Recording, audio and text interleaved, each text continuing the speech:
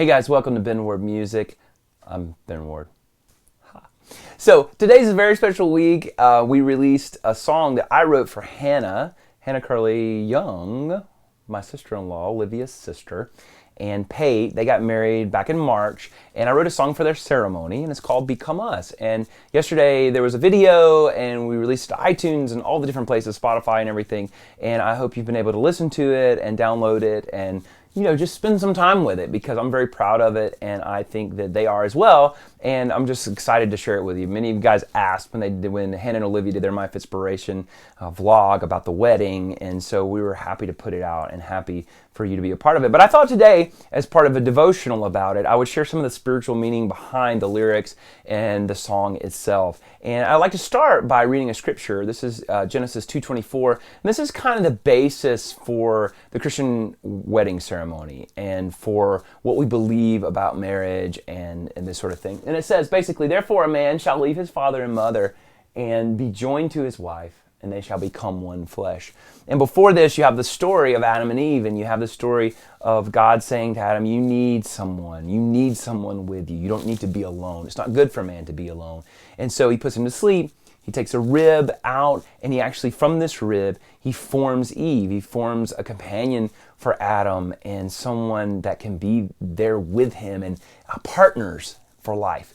And that's a beautiful, beautiful thing. And so this is where we get this from, and becoming one flesh. And it's so interesting because I really believe that starting out at a marriage is just the beginning of becoming one flesh. You take these two things, these two really, depending on what area you're in life, what your experience has been. Olivia and I got married when we were 22, and Hannah and Pate were a little bit older. And there's just really something powerful about taking these two things that God has dealt with, that God has brought along the way, and joining them together. And I believe at the marriage ceremony, you're just starting to become one. And as you go through life, it takes a lifetime to truly become one flesh.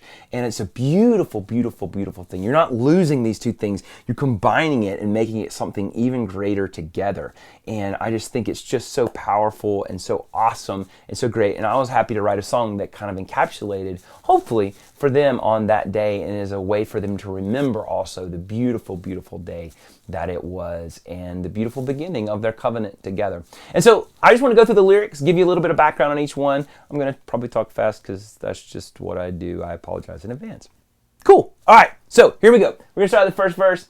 The first verse is, hold my hand and hold my heart, hold my gaze till death we part, we are home. So I just imagine this. I was going to sing this sitting at the piano while they were taking communion, which is, even though there was like 150 people there and we were witnesses and guests and observers, we were also, this was a personal, intimate time with Hannah and Pate and Keith, her dad, who was administering the communion. And so I just imagine this beautiful thing of what they want to say to each other as they're doing this really spiritual, amazing thing during the ceremony.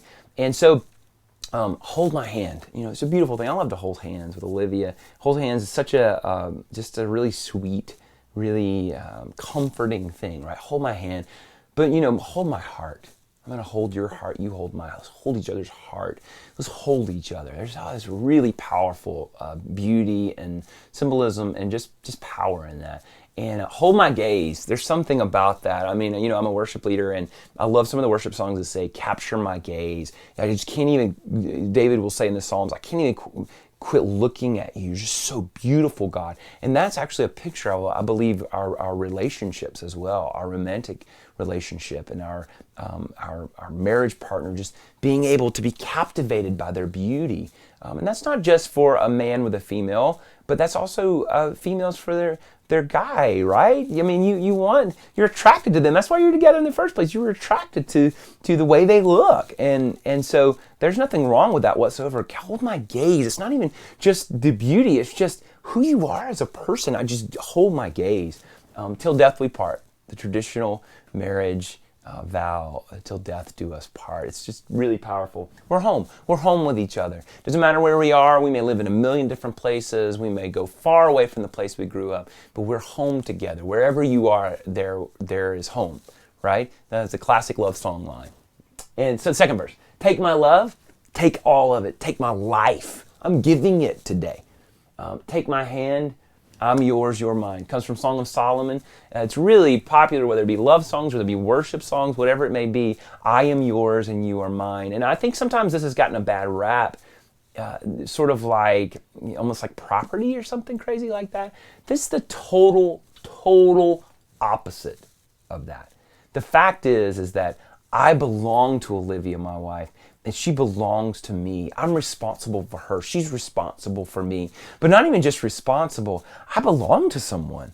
I belong to someone. It's beautiful. She belongs to me. She knows that we're together, that we're home like before. It's just an awesome thing. I am yours, you are mine. I just love that. It's one of the most powerful spiritual statements you can say. So I'm glad it made it in the song. We're not alone. We're not alone anymore. God has sent us someone, a companion. It is not good for a man to be alone. And I would say that the spirit of that, it's not good for a woman to be alone. We're meant to be together. We're meant to be together. And so then we get to the chorus. You and me in this mystery of love become us. It was you, it was me, it was you, now we're us. And that's the beauty of the ceremony. That's the beauty of marriage. Become us. It's a mystery. I mean, how can it really happen that two become one flesh? How does it happen, right? I don't even know. But there's a mystery, and that's awesome. There's nothing wrong with mysteries. We can keep trying to figure it out. We can keep searching, keep probing, keep digging, but in the end, it's still a mystery, and I believe that the Lord will show us one day what that means, what that truly means, and it's really powerful, really powerful. So, third verse, give your one, and I'll give mine. Right here, we both give it. Give our all, and we will find we're joined as one. All cards on the table. Everything. I'm not holding anything back. That's how we become one, is that we put it all out there for each other. We belong to each other. There's nothing we can hide, no shame. It says, it says after they were married, Adam and Eve, they were naked and unashamed. There was nothing to be ashamed because everything was known. Everything was laid out on the table. Then the chorus again, you and me in this mystery become us. Then we have the bridge. All these solitary moments are just a chance for us to see the beauty of our life together. Oh, how wonderful it can be. Oh, how wonderful it will be. There's sometimes, like Olivia was on the show, The Biggest Loser, and as was Hannah, and we were apart for 6 months, take 2 weeks in the middle, and that was really hard. But you know what it did for me? It showed me how much I loved being together with her and how much I loved our life together. And that's what solitary moments do. And so when even the times you've been alone in the past can show you how wonderful it is to be together. Not that it's a bad thing to be alone, but all of these things that being together is wonderful and beautiful. And that use the moments that you haven't found your one person that you want to get married to or you're going to get married to. Use those times. Think back on those times and say, this is just showing me how awesome it's going to be when we are together. And finally, the last verse, hear my prayer and hear my dreams. There's something powerful about hearing someone you love pray, what they say to the Lord about you and about themselves in front of you is really intimate, really personal, and really beautiful. And I just love this as part of the wedding ceremony. Hear my prayer and hear my dreams. Oh, what are the things I want? My desires, my wants, my needs. Needs are important. We provide each other's needs, but we also, as a husband, I want to give Olivia things that she wants. I want to give her everything she wants. What, are you kidding me? Even when I can't do it, I want to give her everything she wants and needs. A good father wants to give his children good and perfect gifts, it says in the scripture. And it says, Psalm 37:4, it says, delight yourself in the Lord and he will give you the desires of your heart. He gave you the desires in the first place. Good things. And that's what a husband wants to do for his wife. That's what a wife wants to do for her husband. All my love. You and me in this mystery become us. So that's just a little background, guys. Let me know what you think in the comments. Let me know if you like the song, if you've listened to it. If you have any questions, if you go, that doesn't make sense. Totally, that's what the comments are for. And I just hope you've enjoyed it. I've enjoyed talking about it a little bit, as a matter of fact, and would enjoy the conversation continuing. We always have new stuff here on Benmore Music. Go check out the song, go download it, and we'll have a new one coming up really soon. And I hope you check out all the videos. I love making them for you. And I love chatting with you guys, love the community. Be sure to give a thumbs up and like and share. Really helps when you share the videos. You wouldn't believe, like even on Facebook and YouTube and all these different places where the videos are, when you share them, more and more people watch them, and that makes the community bigger, and I love that. So thank you guys. We'll see you next time on Benmore Music. Bye.